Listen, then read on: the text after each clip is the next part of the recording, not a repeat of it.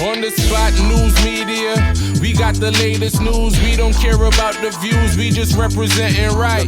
Put local news internationally every night. On the spot, wave that Jamaican flag from left to right. Let's get it right, y'all know the type. We ain't dealing with the hype. We make it take flight. Yeah man, my viewers and subscribers, what one. A blessed and wonderful Saturday morning to each and every person out there tuning into On The Spot News Media. Now, my peeps, I don't know how we do it over on this side each and every morning. We have to give thanks and praise to the Most High Creator for the preservation of life, because life is indeed the greatest. So in the morning, my peeps, I have a few stories to share with you, the regular members of Chan Public and also members of the diaspora. So please like the video, share the video, watch the entire vlog so you can get a full understanding and a better appreciation of everything we are going in Jamaica. So watch this now, my peeps, to the name Saturday day when some of the regular ones and ones them out there traverse the church. So whilst doing so, my peeps, please remember On The Spot News Media, its loyal viewers and subscribers in your immediate prayers. You definitely see how Jamaica run right now, so you know for sure. So we need that to know more than ever. And to all of the regular ones and ones them out there traversing the streets, where they are going to the market district for, you don't know, go buy some little onion, skilling and time for deal with the soup later, and for leave a little bit over for the official red rice and roaster day tomorrow. You don't know, my peeps, whether you're doing that or you're just going about your regular business. Safe travel, pan the gravel, and as always, my peeps, continuously look out on the corner yai Kazwa, the old dirty corner boy them, always out there. Alerts, yeah man. So now the morning, my peeps, we're going to kick it off with some international stories coming out of a Caribbean island known as Antigua, where this man, said to be an independent legislator identified as Asot Michael, was reportedly found lifeless in a pool of red substance leaking from his body at his home in St. John's, Antigua on Tuesday morning. Now one may ask, what does have to do with we as Jamaicans and the Spot News Media? Well, by now, if you understand, say, once on the Spot News Media, bring it, a Jamaican is involved somewhere inside of it. Now, a Jamaican man has been detained in connection with the investigation into the fatal knockings and clappings of the Antigua and Barbuda independent legislator, Asot Michael. Now, the young male suspect was reportedly detained by the police whilst attempting to flee the country.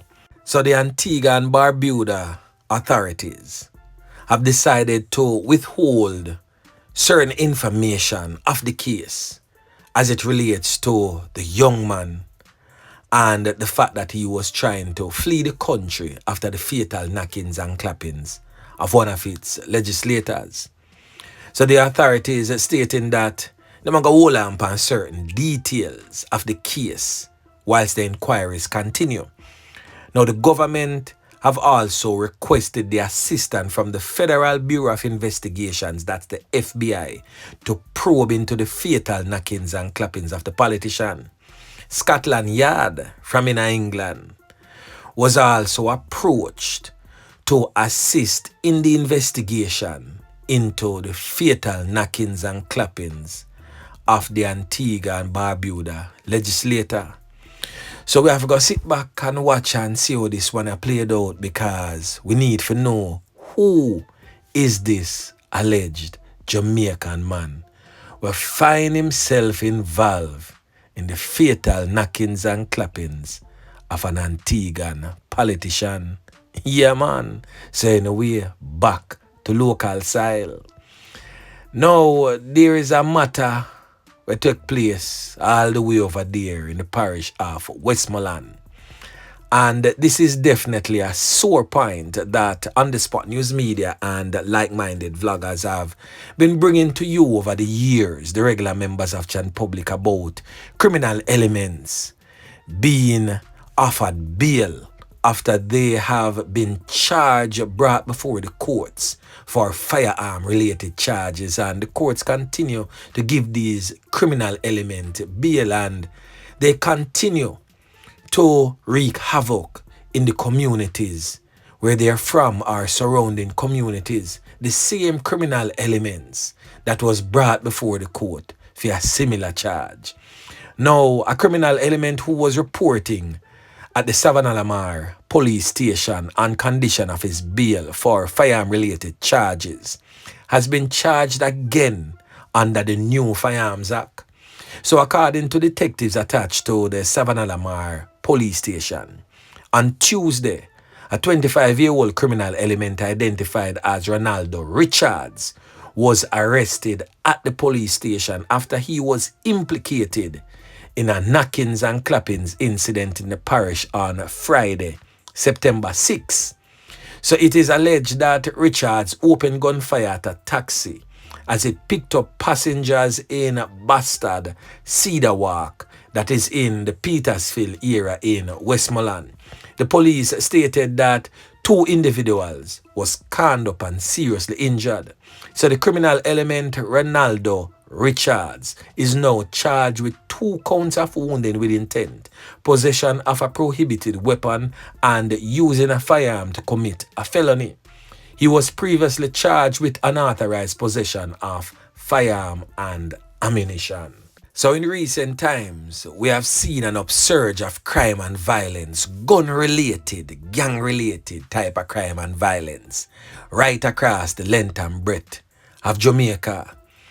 And we have also seen a spike in what we would say a mass knockings and clappings, mass shooting, where multiple people get caught up, lose them life, and multiple others seriously injured from that said gun attack.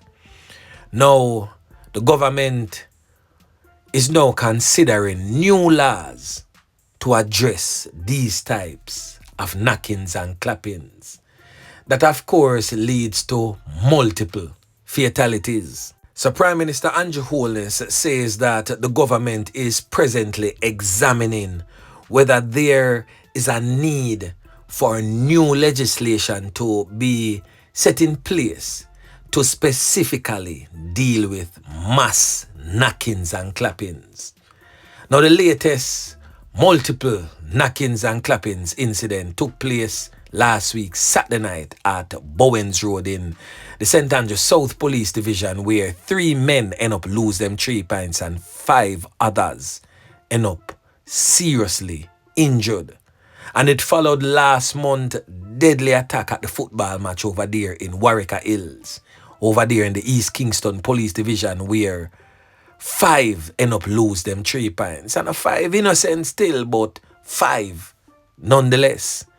Now we're going to hear from Prime Minister Andrew Holness as he weighs in on this thought that is being given to draft new legislation to deal with mass knockings and clappings. Now listen. The efforts that we are making in reducing shootings and murders could easily be wiped out by just one incident. And we probably need to craft legislation to specifically identify these kinds of shootings. We are saying that there are mass shootings. I don't like the term. I would prefer to say multiple fatal victims incidents. So we are examining the legislation to see how we can craft specific laws around that, or whether or not we actually have legislation that can be used together to create that impact. Because it is beyond me to see why someone would see a festive event going on and just open fire. These persons are not ordinary criminals. They are your worst kind and should be pursued with extreme prejudice.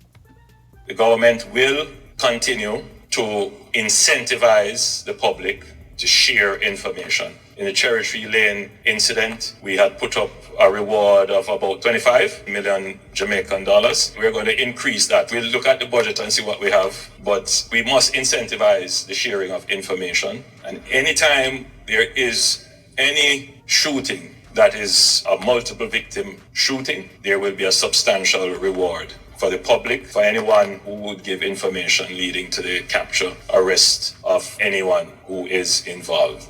And still in the troubled, war-torn, crime-riddled St. Andrews South Police Division, the St. Andrews South Police, along with its criminal investigation branch, have identified several criminal elements who they want to question in connection with recent knockings and clappings, which has resulted in the fatality of some and the serious wounding of others in the Waterhouse community in their police division.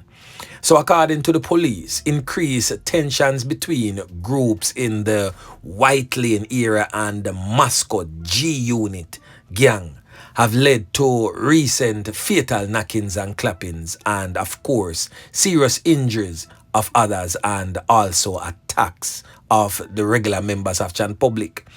So the police is calling on the following criminal elements to report to the Hunts Bay CIB within the next 24 hours. And that in itself is a warning before the caning. So the first criminal element on that list is a criminal element identified as Andrew Mills, but he's more popularly known in the criminal underworld as Jagger. Some may call him Jurilla, some may call him Banana Head. He is also the son of John Mills, otherwise known as John Masco. The next criminal element has since been identified as Richard Moody, otherwise known as Bloody Guns. The next criminal element has since been identified as Romaine Brown. The next criminal element has since been identified as Romario Stephen Brown, otherwise known as Charlie or Brown Boss, or some may even call him Brown Man. The next criminal element has since been identified as Jermaine Richards, otherwise known as Richie. Now, Richie is most definitely wanted for recent fatal knockings and clappings. The next criminal element has since been identified as Brian Ward, otherwise known as Pillar. The next criminal element has since been identified as Shane Omar James, otherwise known as Judge. We're not talking about the Obia man from St. Mary, but Judge from Rona Masco. The next criminal element has since been identified as Dwight Cummins, otherwise known as Bap Bap. The next criminal element has since been identified by his alias as Joe, otherwise known as Sea Breeze. 4 other men only identified by their aliases are just them first name. A criminal element known as Orion, a next one known as Richie, a next one known as Arian, and a next one known as Footer. And last but most definitely not the least, a criminal element identified as Goat Belly. Yeah, man. So all those criminal elements listed is now wanted by the St. Andrews South Police, and you are to report to any one of its police station, Dwayne Park, Olympic Garden, Hunts Bay, Seaview, whichever you feel like go report to, you need to report to one of these police stations forthwith. And that in itself, as I stated earlier, is a warning before the caning. Yeah, man. So the next thing that we're going to talk about took place in the St. Andrews Central Police Division. And the police in ARR3 police station, I seek the public's assistance to identify the body of a man that was found wrapped in a sheet along Lindus Crescent in St. Andrew on Friday. Now, the graphic imagery is presently on your screen. Well, not so graphic, but you can see the sheet tucked in over one little corner over there, in the grass. So according to the police, the body is of a dark complexion, slim built, around 170 centimeters tall, or what we would say 5 feet 7 inches long, and appears to be in its early 20s. It was clad in a blue denim pants and had on a triple X tattoo on the right side of the neck. So reports from the police suggest that sometime around 7:45 a.m. residents stumbled upon the body and alerted the police. On their arrival, the body was seen laying on the roadway wrapped in multicolored sheets. The scene was processed by the police and the body removed to the morgue pending further investigations. One thing me can tell you, the body was riddled with can. Them deal with the situation a certain type of way. So anyone having any information that can assist the police is being asked to contact the ARR3 police station at 876-926-8185 or Crime Stop at 311 or your nearest police station. And as always, my peeps, if you don't trust the police, link on the Spot News Media or any like-minded vlogger, give us the information and we will most definitely pass it on to the relevant authorities who can make effective change. Now over there in the St. Catherine South Police Division, there is an urgent appeal for the much needed red substance that flows through our veins. Them need the donation there for a police sergeant who get caught up and seriously injured at his home in Portmore Thursday night. So it is reported that sometime around 9 p.m. the police sergeant was called outside of his home when explosions were heard sounding like whole heap of corner beat. So when the smoke was clear and the battle has been won by the criminal elements, it is said that the sergeant discovered that he has been shot. So him run and go seek some assistance. They rushed him to the hospital where he underwent emergency surgery. The police confirmed that the injured cop, who is assigned to the St. Catherine North Police Division, is in serious condition. The Police Federation and also members from the St. Catherine South and North Police Division on Friday morning made an urgent appeal for the precious commodity, the red substance that flows through our vein for the injured cop. I'm pretty sure by now they must get the much needed red substance still because a whole heap of squaddy in the force, whole heap of soldiers out there. So I'm pretty sure that somebody must go push out a one vein and make them get a bag or two for make sure say the squaddy stay above ground. And still in the St. Catherine South Police Division, the squad of them put on a decent spot of work and take two strap off at the street.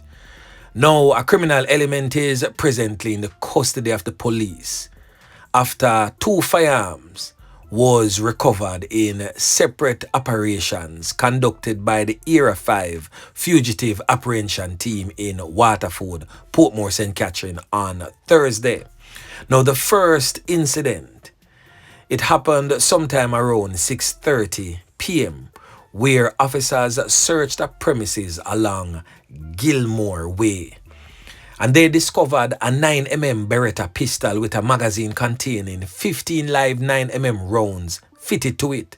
The occupant of that premises was taken into the custody of the police where he is presently being questioned and will be later charged. His identity is presently being withheld as stated, pending further investigation. A subsequent operation took place along Granville Road. That's another premises. It was searched and that resulted in the seizure of a 9mm Glock pistol fitted with a magazine containing 13 live 9mm rounds. There was no arrest made in connection with the last search. Now the last thing that we're going to talk about, my peeps. A female ended up losing her 3 points yesterday in a Spalding, Manchester, under what we would say some questionable circumstances. Now the police is probing the circumstances surrounding the loss of life of this female presently on your screen, who was found lifeless in a bathroom in Bamboo in Spalding, Manchester yesterday. Now information surrounding the fatality of this female is presently sketchy, but it is suggested that the deceased has since been identified as Sherona O'Connor, otherwise known as Cher. Now, one report is stating that she fell and hit her head and lost her life and was found unresponsive in the bathroom. But a regular member of Jan Public linked me and I said, yo, on the spot, I cover them, I try cover it up. Them find her with her throat bust open like a goat. Yeah, man. So it look like a smaddy take her 3 pints and dump her body in there. But as I stated, unconfirmed reports. So on the spot news media will most definitely be making some checks into this one to see if we can unearth the truth as it relates to the fatality of this female who is no longer among the land of the living, and update you, the regular members of Chan Public, in subsequent newscast. So anyway, my peeps, remember to like, share, subscribe to the channel. Stay tuned to On The Spot News Media as I continue to bring you fresh news and updates in subsequent newscast. On The Spot News Media. Yeah, man.